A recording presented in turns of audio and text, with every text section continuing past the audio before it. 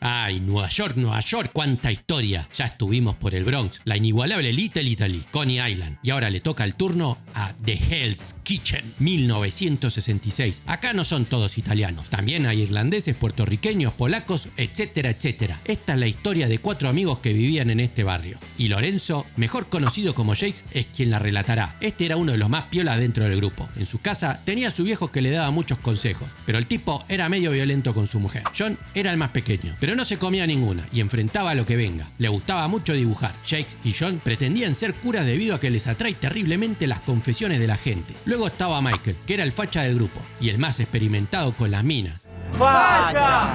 También tenía cierto sentimiento de justicia. Una tarde cuando jugaba contra un pibe por guita, se deja ganar al enterarse que su hermana no tenía piernas. Por último, tenemos a Tommy, que es el que se parece a la revista de Mad. Cada tanto a ellos los acompañaba Carol, una pibita que era bastante piola y que la pasaba bien con los pibes. Si bien en el barrio los maltratos y la violencia doméstica era moneda corriente, el lugar tenía códigos bien claros para los forasteros que venían a vender falopa a los pibes. Obviamente quien cuidaría de todas las ovejas de este enorme rebaño sería la casa del creador, y en esta sucursal atendía el padre Robert, un ex delincuente juvenil que había enderezado su vida gracias a la palabra del Señor. Tanto el personaje como el verdadero De Niro conocían bien el barrio, ya que ambos habían crecido en esa zona. Estos papeles a Robert le calzan como un guante, sobre todo porque no tiene que actuar de nadie, es él mismo, es su vida misma. ¡Qué actor premium, la puta madre! El padre Robert quería lo mejor para los pibes de su barrio. Sobre todo, viviría pendiente de Jakes y sus amigos. Ah, pará que me faltó presentarte al capo del barrio. Y ese era King Benny. Este había sido un reconocido sicario de Lucky Luciano, un poderoso jefe de la mafia en Nueva York décadas antes. King Benny había ganado su reputación cuando un irlandés le voló los dientes tirándolo por las escaleras. Benny, cada vez que se miraba en el espejo, recordaba a este tipo. Años después, cobraría venganza al meterle unos plomazos en las piernas al irlandés cuando estaba en la bañera. Allí le diría que cada vez que tomara un baño, recordaría a Benny. Esta venganza quedaría grabada en la mente de los pibes, que en definitiva es lo que vinimos a ver en este resumen. Jakes buscaba algo de independencia económica y le pide laburo a Benny. El tipo medio que se hace el boludo, pero le gusta la actitud del pibe y decide probarlo. Medio como Sonic con Calogero. A partir de allí, Jakes se encargaría de repartir los pagos a algunos servidores de la ley que Benny tenía en su bolsillo. Hasta que un día a Jakes lo quieren chorear. Por suerte, aparecería un jovato gatillo fácil que no le gusta que le afanen a los pibitos del barrio. Jakes le pide a Benny de contratar a sus inseparables amigos para asegurar los repartos. Al padre Robert no le copaba que ellos estuviesen involucrados con tareas delictivas e intenta encaminarlos por el sendero de la luz. La violencia se respiraba en todo momento. John, por el contrario, no respiraba bien, ya que un novio de la madre le había dado una paliza que le perforó un pulmón. El padre Robert no iba con medias tintas y le dice al tipo que golpeó a John que si lo toca de nuevo va a necesitar un cura, uno que rece sobre su cadáver. Podés seguir, pibe, el domingo te quiero en la iglesia, ¿eh? Gracias, De Niro, por tanta magia. Otro que intentaría cuidar de los pibes con consejos era el gordo del kiosco, donde ellos pasaban buenos momentos. Este les sugiere que deben ser más duros porque si no, la calle se los va a tragar vivos. Bueno, hasta acá todo genial. El tema se va al carajo cuando un verano a los pibes se les ocurre divertirse con el vendedor de panchos. Sí, nosotros le decimos panchos, y si no sabes qué es, son los hot dogs o los perritos calientes, como más te guste decirle. El plan sería el siguiente: Jakes se encargaría de pedir un pancho y salir corriendo. Mientras el pobre tipo lo perseguía, sus amigos tendrían almuerzo gratis. Pero esta vez decidieron ir más lejos al robarse el carro del vendedor. Jakes se reúne con ellos y para evitar ser atrapados, se les ocurre la gran idea de dejar el carro al borde de las escaleras del subte. Así cuando el tipo llegara, debería elegir entre agarrar el carro o a los pibes. Pero el carro era demasiado pesado y la broma se fue al recarajo. Un tipo termina siendo aplastado por esta jodita. Los pibes aguardaban la sentencia al cuidado de sus padres. Jakes piensa en escapar, pero el padre Robert lo convence para enfrentar sus acciones. Hasta ese día creían que el mundo era una joda. Nunca habían visto a ese vendedor como un inmigrante que trabajaba duro con ese carro para poder traer a su mujer y sus hijos a la tierra de las oportunidades. Las condenas eran de reclusión en el reformatorio Wilkinson, donde pasarían 1 año y medio para todos excepto para Jakes, que había llegado después de afanarse el carro. Gracias a que el padre Robert intercede por ellos, evitan una condena mucho peor. Wilkinson era un lugar para rehabilitar pibes descarriados, pero las intenciones de algunos de sus guardias eran muy diferentes. Knox era uno de ellos. Este es uno de los pocos actores a los que el papel de sorete o de buen pibe le queda bien. I am a nice guy. Just a different kind of nice guy. Un aplauso para el señor Panceta. Bueno, el chabón era el jefe del bloque de los pibes y quiere inspeccionar la mercadería recién llegada. Entonces le pide a Jakes que se ponga en bolas. El pibe no entiende nada. No entiendo. Ya lo vas a entender. Con Noakes había 3 guardias más, que al parecer eran bastante forros también. El lugar era un aguantadero de pibes superviolentos, en su mayoría reincidentes. Michael y sus amigos experimentarían la bienvenida de alguno de ellos. Pero peor aún, la personalidad psicópata de Noakes. El pedazo de mierda esta, luego de la pelea, los obliga a morfar desde el piso. Por suerte, no todos los guardias eran así, y esta vez tendrían solo una probadita de esta basura. Lamentablemente, Noakes y sus compañeros estaban dispuestos a darles una bienvenida un poco más cercana. Los pibes esa noche habían perdido su infancia, y peor aún, su dignidad. El tiempo pasaba y los asaltos eran habituales. A Jakes lo visita el padre Robert. El pibe estaba ultra amenazado de no contar lo que allí pasaba. Robert huele algo al ver que el pibe se quebraba, pero Jakes no hablaba. Él está realmente traumado y no quiere soltar al cura. Jakes se destacaba en su clase. Su profesor lo felicita por su trabajo sobre un ensayo sobre el conde de Montecristo. El pibe le cuenta que está fascinado con esta historia, ya que a él lo ayudaba mentalmente para aguantar la mierda de los guardias. El tipo le agradece por ser al menos el único que le da bola en sus clases y le regala una copia del libro. Jakes y sus amigos soñaban con darle una buena lección a los guardias, y eso podría ser durante un partido de fútbol americano que los guardias y los pibes tenían cada tanto. Michael convence a Rizzo, un pibe duro y con personalidad de líder, para poder aplastar a los guardias durante el juego. Durante al menos unas horas, los pibes le dieron una paliza a esta sarta de hijos de puta.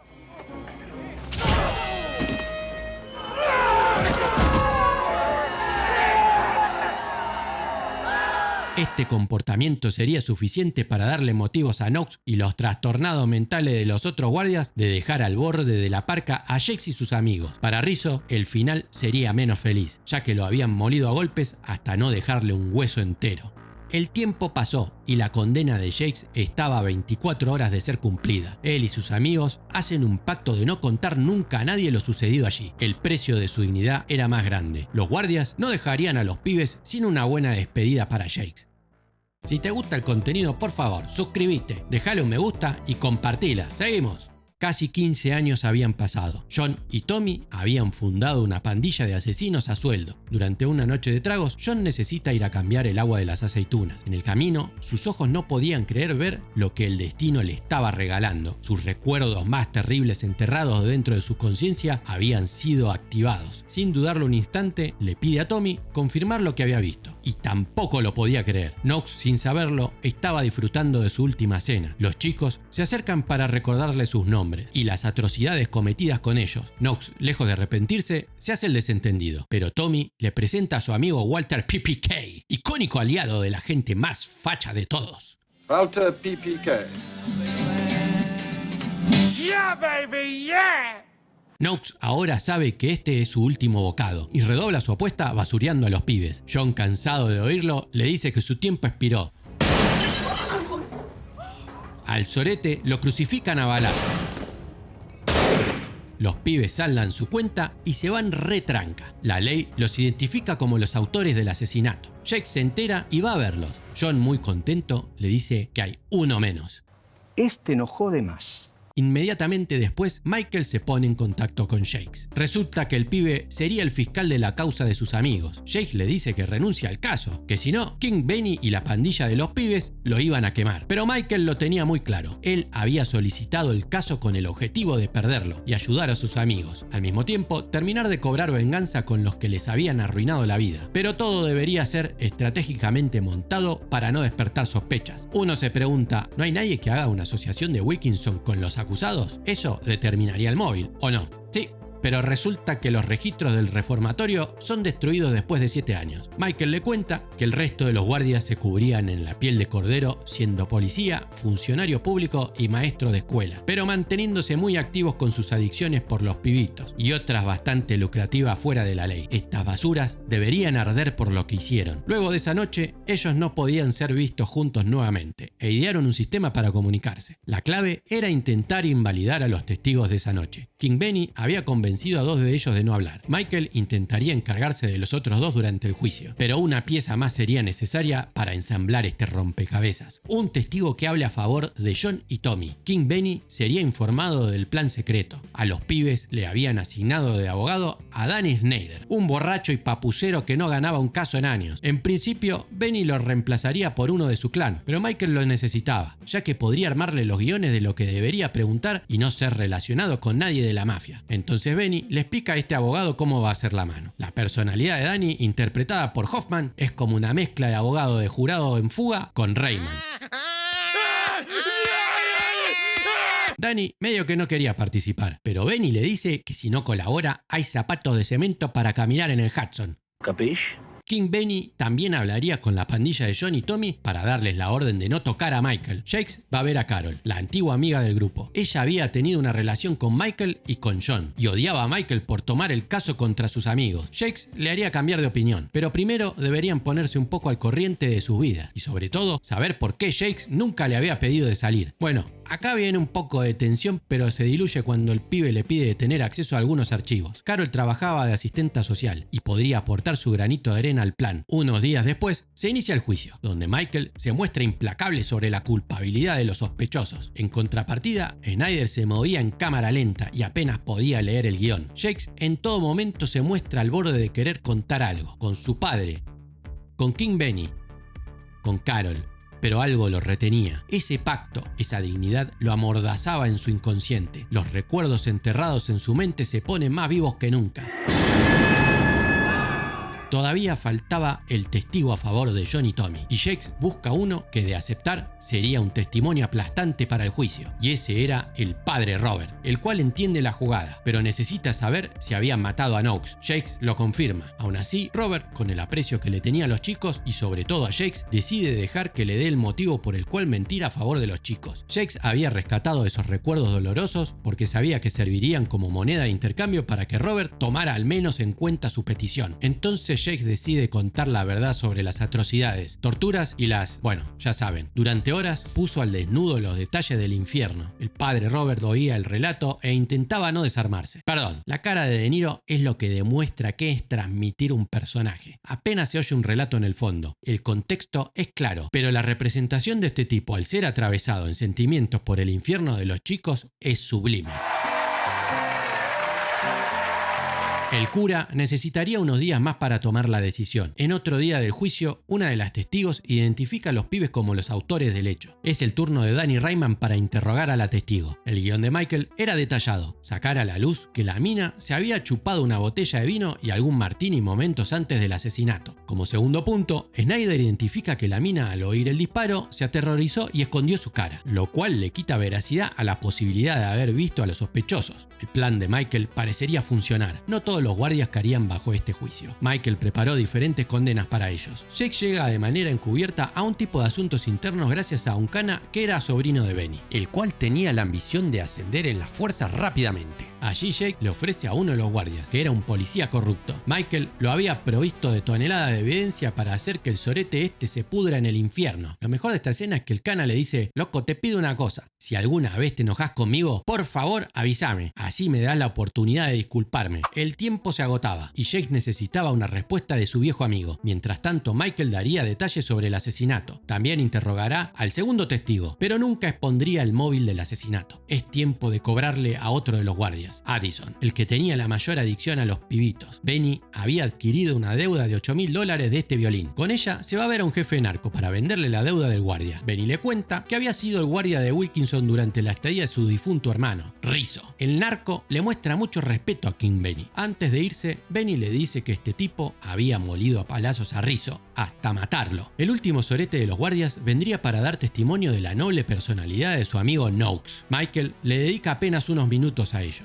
y lo larga en seco. Snyder, en cambio, comienza a desgranar poco a poco el pasado del trabajo que realizaba Knox y los demás en Wilkinson. Las golpizas, las torturas, la fachada de maestro de escuela con la que durante años había intentado cubrir su pasado que empieza a resquebrajarse, al punto de exponerlo sobre las adicciones violineras que tenían. El tipo se quiebra en pedazos recordando el monstruo que escondía. Snyder va a fondo ahora con todas las actividades y finalmente confiesa las experiencias abominables que ocultaba Wilkinson. Esto dejaba sin posibilidad alguna de sentir compasión por Knox. El verdugo de Rizzo debía pagar sus cuentas, mientras que el otro guardia, que era un policorrupto, se pudriría en la cárcel. Todo parecería ir sobre ruedas, pero aún faltaba el testigo para la coartada de los chicos. El padre Robert busca respuestas con su jefe. Finalmente, Snyder llama al cura para comparecer, el cual da testimonio de haber estado en un partido de la NBA durante la noche del asesinato, y que 2 de sus amigos lo acompañaban, John y Tommy. Los pibes no lo podían creer. Michael aún debía hacer su parte y dejar al jurado sin dudas razonables. El fiscal pregunta si tiene algo que demuestre su presencia en el partido. Robert, con las entradas de aquella noche, deja el camino más que limpio. Ahora el jurado debía decidir creerle a una testigo borracha o a un sacerdote que hablaba bien de sus chicos para el veredicto del asesinato de un violín de pibes. John y Tommy son declarados inocentes de todo cargo. Michael, luego de este resultado, quedaría sin trabajo. Pero eso era un precio más que justo por dejar libre a sus amigos y vengar esos años en Wilkinson. Un mes había pasado desde el juicio sin que la pandilla tuviera contacto, hasta que una noche el grupete se reúne nuevamente para disfrutar de la libertad de los chicos y sobre todo el golpe a los guardias, que al menos dejaría un pequeño alivio de justicia. Luego de ese día los chicos no volverían a verse. Tom y John murieron jóvenes bajo las propias leyes de la calle. Michael se retiró al campo. Carol tuvo un pibe que le puso John, pero lo llamaba Jakes. Quedaste re mambeada, piba. Bueno, y Jakes puso una fábrica de bebidas. Bueno, no, se dedicó al periodismo. Fin. ¿Te gustó? Dale, copate. Ponele un like, que no te cuesta nada. Suscribite, activa las notificaciones y compartila. ¡Hasta la próxima!